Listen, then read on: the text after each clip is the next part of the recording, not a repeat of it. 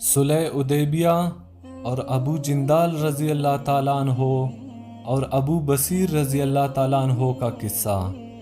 حضور اقدس صلی اللہ علیہ وسلم عمرے کی ارادے سے مکہ تشریف لے جا رہے تھے۔ کفار مکہ کو اس کی خبر ہوئی اور وہ اس خبر کو اپنی ذلت سمجھے، اس لیے مذمت کی اور حدیبیہ میں آپ صلی اللہ علیہ وسلم کو رکنا پڑا۔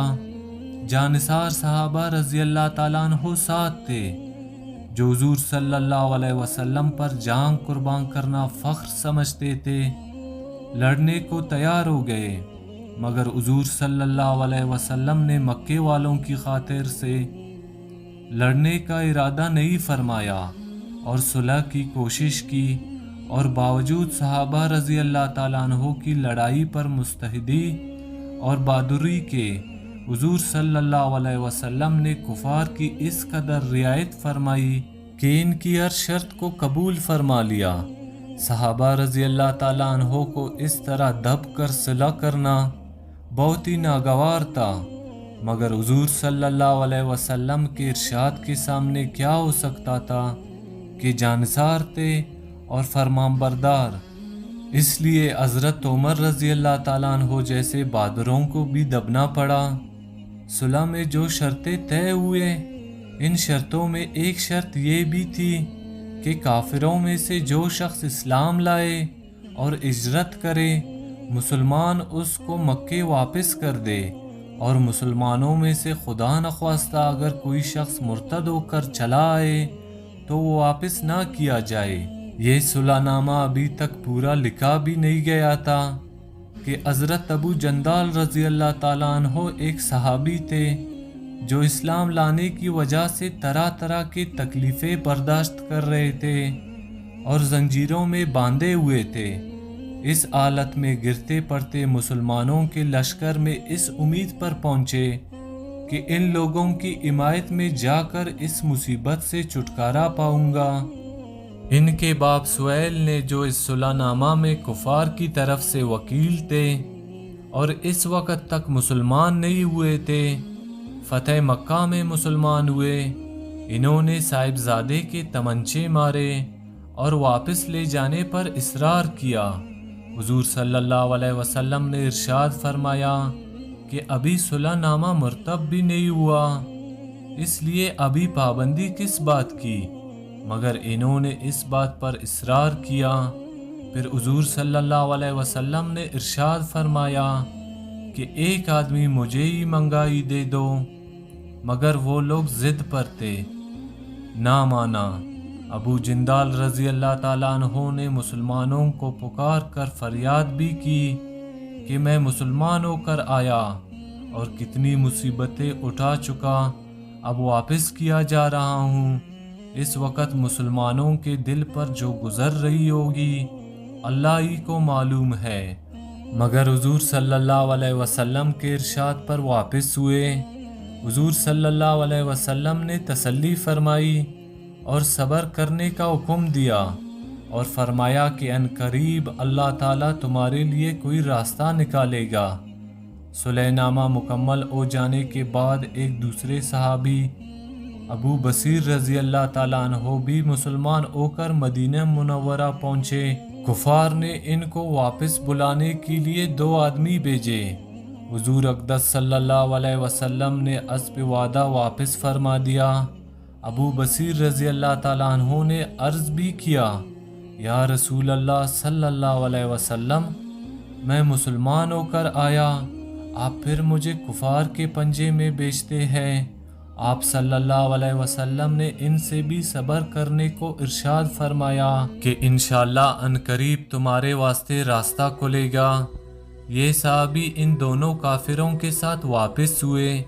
راستے میں ان میں سے ایک سے کہنے لگے کہ یار تیری تلوار تو بڑی نفیس معلوم ہوتی ہے، شوخی باز آدمی ذرا سی بات میں پھول ہی جاتا ہے۔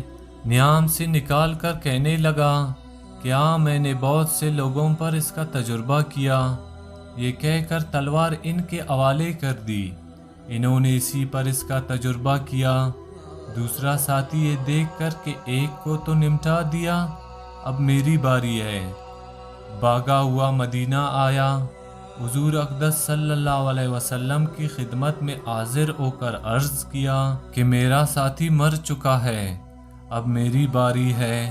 اس کے بعد ابو بصیر رضی اللہ تعالیٰ عنہ پہنچے اور عرض کیا کہ یا رسول اللہ صلی اللہ علیہ وسلم، آپ اپنا وعدہ پورا فرما چکے کہ مجھے واپس کر دیا، اور مجھ سے کوئی عہد ان لوگوں کا نہیں ہے، جس کی ذمہ داری ہو وہ مجھے میرے دین سے ہٹاتے ہیں، اس لیے میں نے یہ کیا۔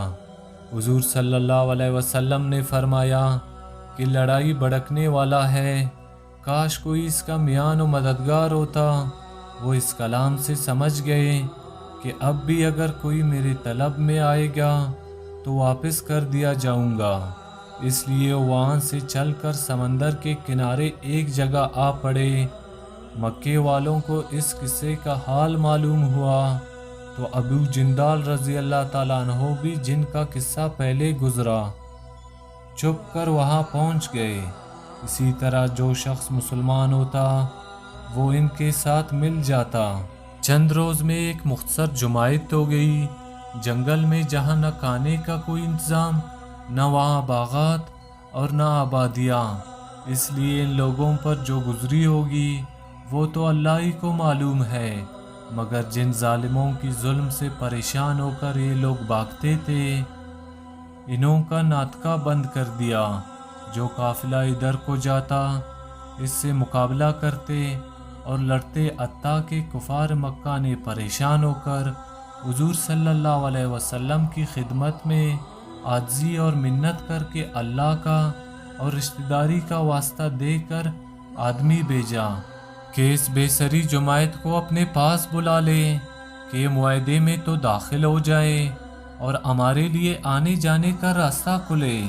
لکھا ہے کہ حضور صلی اللہ علیہ وسلم کا اجازت نامہ جب ان حضرات کے پاس پہنچا ہے تو ابو بصیر رضی اللہ تعالیٰ عنہ مرض الموت میں گرفتار تھے۔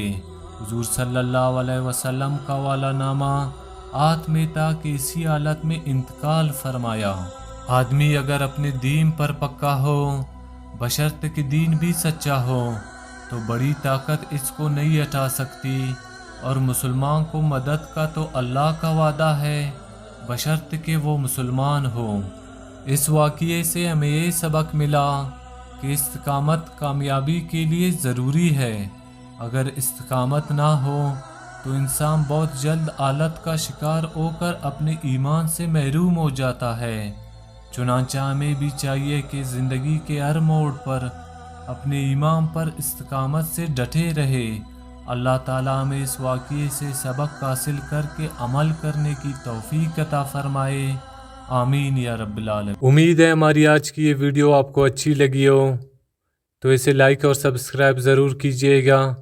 ملتے ہیں اگلی ویڈیو میں، تب تک کے لیے اللہ حافظ۔